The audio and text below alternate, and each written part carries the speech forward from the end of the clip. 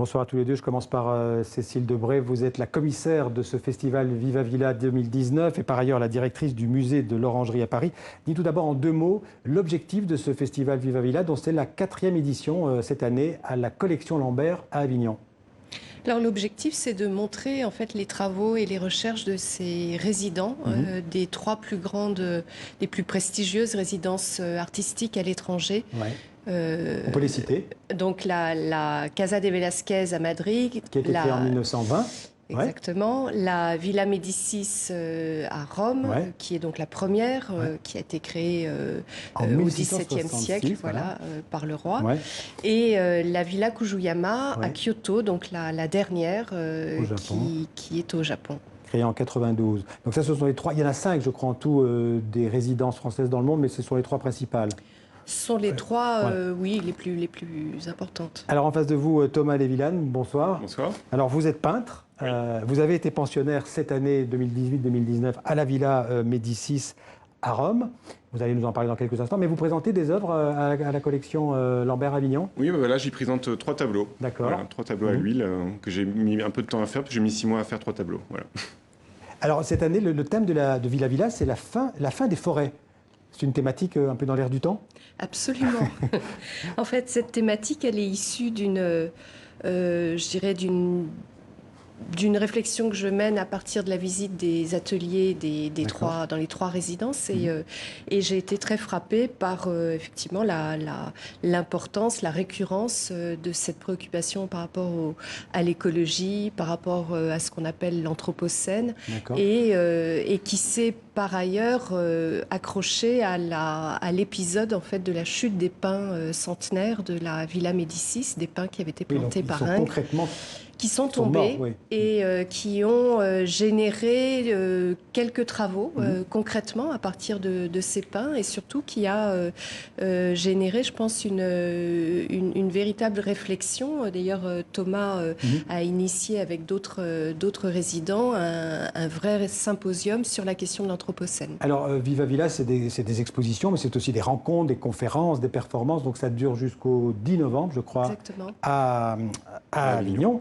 Vous nous rappelez le principe d'une résidence d'artiste? Alors c'est très simple, l'idée d'une résidence d'artiste, c'est qu'on postule avec une lettre de motivation et après il y a un concours avec un oral. Et d'un coup on joue un peu son année en 10 minutes et ensuite on va vivre pendant 1 an à Rome. Donc là la Villa Médicis, c'est la première résidence au monde, c'est la plus vieille du monde. Et donc moi j'ai vécu par exemple dans l'atelier que Ingres s'était construit quand il était directeur, et donc j'avais des super bonnes conditions. Donc vous avez eu la chance d'occuper l'atelier de Ingres. Exactement, Et donc j'avais des super bonnes conditions de travail. J'ai passé 1 an comme ça à étudier un peu Rome, voir l'idée c'était pour les Français de visiter l'Italie et de comprendre l'art italien, mais également de travailler. J'allais vous demander comment ça se passe une année en résidence. Vous travaillez dans votre atelier, mais aussi c'est une immersion dans une autre culture. C'est une immersion dans une autre culture, et surtout il y a un aspect qui est très important dans la Villa Médicis et que je trouve vraiment super, c'est que c'est un peu comme une télé-réalité, c'est-à-dire qu'il y a 16 pensionnaires qui arrivent au même moment. On se connaît pas, on est de milieux très différents, de carrières très différentes, et on fait des pratiques très différentes, et puis d'un coup, au bout d'un moment, les choses se contaminent un petit peu. C'est-à-dire que par exemple cette année, il y a une historienne de l'art comme Pauline Laffitte qui s'est mise à faire des films. Il y a des designers qui ont travaillé sur la peinture. Enfin voilà, il y a des choses comme ça. C'est une expérience de vie aussi. C'est une expérience de vie, et surtout c'est une expérience, pour moi personnellement, qui m'a beaucoup, qui a été très importante, parce que je suis tout le temps dans le travail, la production et tout ça. Et en fait, ça fait du bien de souffler un peu, de faire des erreurs, de faire des erreurs, de se nourrir d'autres choses. Donc par exemple, moi, j'avais pas du tout prévu, mais j'ai organisé donc un espèce de colloque au collège, à la Villa Médicis, qui s'appelle Reconstruire le regard sur l'anthropocène. Et donc vous avez rassemblé, je dirais les meilleures œuvres de tous ces résidents que vous présentez à Avignon. Disons que le but, c'est vraiment de mettre en valeur leur travail, leur recherche. Et donc, on montre à Avignon à peu près une 50aine d'artistes. Ils sont tous français?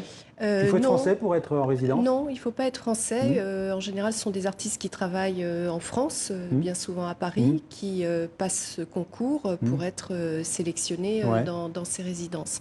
Et donc, chacun d'entre eux, on a énormément de disciplines. C'est-à-dire que vous avez la composition musicale, la peinture, la vidéo, également donc, la danse. Il y a plusieurs catégories d'artistes qui sont en résidence, pas seulement des peintres ou des écrivains. Absolument, d'où le format festival festival qui permet à la fois de montrer une exposition, mais également des performances. Alors on parlait de 1666, la date de la création de la Villa Médicis. 350 ans plus tard, ça a toujours du sens d'offrir des résidences à des artistes à l'étranger. Parce qu'aujourd'hui, on prend un avion, je veux dire, c'est pas comme dans le temps.